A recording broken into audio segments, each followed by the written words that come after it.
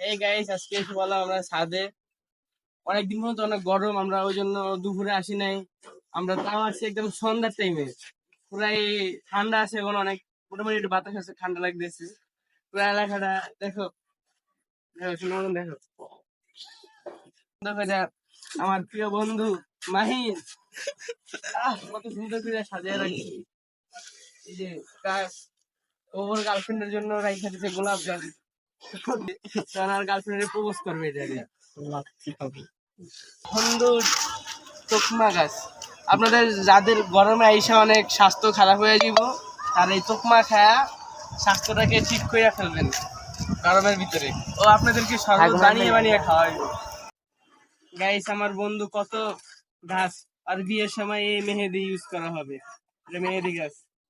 তারপর আমার বন্ধু কত সুন্দর করে, আমার বন্ধু ছোট একটা বাগান,